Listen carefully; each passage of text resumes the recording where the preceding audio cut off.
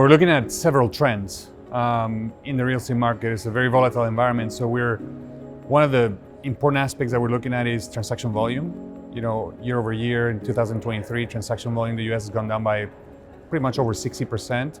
So that's an indication of how healthy the market is. Right now we're in a relatively slowed down market, so it doesn't allow for a lot of activity. Transaction volume is a function of obviously demand and supply, people trying to buy assets and people to sell. So the other aspect that we see is pricing. You know, there's a big spread between asking and buying prices, the bid-ask spread. That spread needs to thin a little bit in order to see more transaction volume.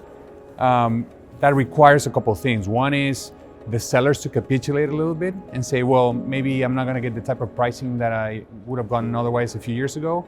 I need to lower my expectations.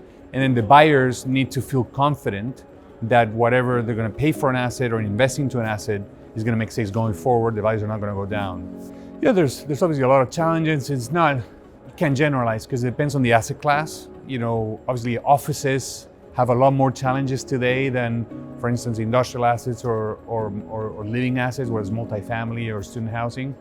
And it also depends on the markets. If you look at, for instance, markets like San Francisco, is suffering a lot more. It's having a lot more challenges than markets that are a little more healthy, where there's the Sun Belt, some of the high-growing markets like the Southeast.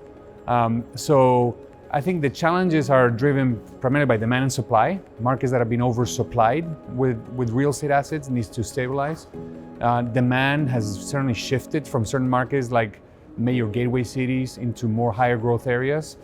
There's been a corporate and demographic migration between certain markets to others, so we need to see that stabilize a little bit, and that's a challenging aspect for those markets that have seen exodus of both people and companies. Both Hines and myself are very positive on the outlook of the US real estate.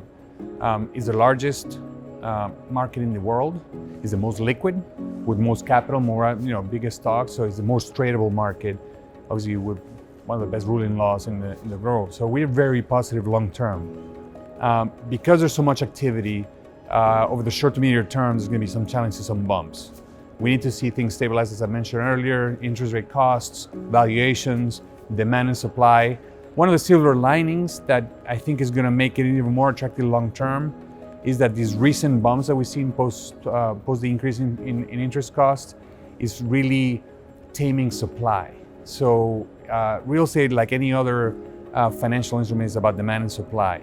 So if demand is not growing significantly, which is what's happening right now, you need to really lower the supply in order to balance the market.